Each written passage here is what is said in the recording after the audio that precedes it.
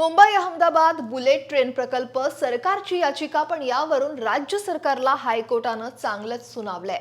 या प्रकल्पासाठी मुंबईच्या पर्यावरणावर मोठा घालाघात जात असल्याचं पाहून मॅनग्रोव्हच्या तोडणीवर न्यायालयानं तीव्र चिंता व्यक्त केली आहे। हे संपूर्ण प्रकरण काय आहे आणि मुंबईसाठी मॅनग्रोव्हचं महत्त्व काय, जाणून घेऊयात। नमस्कार, मी अक्षरा चोरमारे, आपण पाहताय लोकमत। तर मुंबई आणि आसपासच्या प्रदेशात बेसुमार विकास प्रकल्प सुरू आहेत आणि या प्रकल्पांसाठी मोठ्या प्रमाणात झाडांची आणि विशेषतः कांदळवनांची म्हणजेच मॅनग्रोव्हची तोडणी केली जाते। मुंबई हायकोर्टानं याच मुद्द्यावर गंभीर चिंता व्यक्त केली आहे। प्रभारी मुख्य न्यायमूर्ती रवींद्र घुगे आणि न्यायमूर्ती गौतम अखंड यांच्या खंडपीठानं स्पष्टपणे म्हटलंय की जर अशीच झाडांची कत्तल सुरू राहिली तर तो दिवस दूर नाही जेव्हा मुंबईकरांच्या पाठीवर ऑक्सिजन सिलेंडर घेऊन त्यांना फिरावं लागेल आणि दर 3 तासांनी ऑक्सिजनचा डोस घ्यावा लागेल। हायकोर्टाची ही चिंता सामान्य नाहीये। मुंबई अहमदाबाद बुलेट ट्रेन प्रकल्पासाठी पालघर जिल्ह्यातील डहाणू तालुक्यात 847 मॅनग्रोव्हची झाडं तोडण्याची परवानगी मागणाऱ्या याचिकेवर सुनावणी करताना न्यायालयानं हे महत्त्वपूर्ण निरीक्षण नोंदवलंय। विशेष म्हणजे या तोडलेल्या झाडांच्या बदल्यात सोलापूर जिल्ह्यात 500 किलोमीटर दूर वृक्षारोपण करण्याचा प्रस्ताव होता। यावर न्यायालयानं तीव्र आक्षेप घेतला। न्यायालयानं प्रश्न विचारला की इतक्या दूरवर वृक्षारोपण केल्यानं स्थानिक पर्यावरणाला काय फायदा होणार।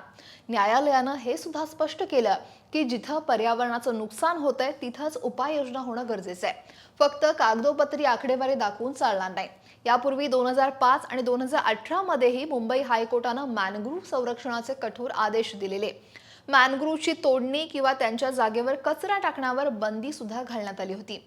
इतकंच नाही तर गोवा खंडपीठानं सुद्धा मॅनग्रोव्हचा विध्वंस करणाऱ्यांना 1.69 कोटींचा दंड ठोठावलाय। हे सगळं बघता विकास आणि पर्यावरण यांच्यातला समतोल साधणं किती महत्त्वाचं आहे हेच इथं अधोरेखित होतंय। पण हे मॅनग्रोव्ह इतके महत्त्वाचे काय? तर कांदळवन म्हणजेच मॅनग्रोव्हची झाडं ही मुंबईकरांसाठी एक नैसर्गिक संरक्षण कवच आहेत। ते त्सुनामी आणि समुद्रातून येणाऱ्या वादळांपासून शहराचं रक्षण करतात। मुंबईला पुरापासून वाचवण्यात त्यांची भूमिका महत्त्वाची आहे। ही झाडं जमिनीची धूप थांबवतात, पाण्याची गुणवत्ता सुधारतात आणि अनेक सागरी जीवांना आश्रय देतात। सोप्या भाषेत सांगायचं तर मॅनग्रोव्ह म्हणजे मुंबईची फुफ्फुसं आहेत, जी आपल्याला शुद्ध हवा देतात आणि नैसर्गिक आपत्तींपासून सुद्धा वाचवतात। खरं तर राज्य सरकारतर्फे महाधिवक्ता मिलिंद साठे यांनी न्यायालयाला सांगितलं की प्रभावित भागातच निकृष्ट झालेल्या वनजमिनी ओळखून तिथं वृक्षारोपण केलं जाईल।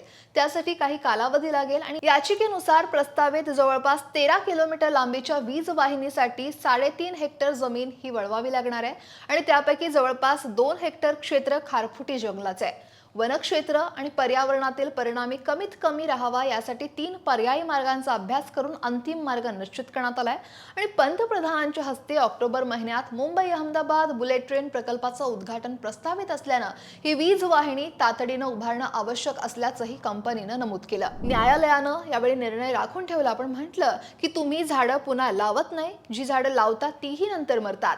झाडं लावल्याचं चित्र निर्माण केलं जातं, पण ती जिवंत आहेत की नाही हे पाहण्यासाठी कुणी पुन्हा फिरकतही नाही। याकडे न्यायालयानं लक्ष वेधलं। तर ज्या ठिकाणी आधीच मोठ्या प्रमाणात झाडं आहे तिथं वृक्षारोपण करून मूळ परिसरातील पर्यावरणीय हानी भरून निघू शकत नाही, असंही न्यायालयानं नमूद केलं।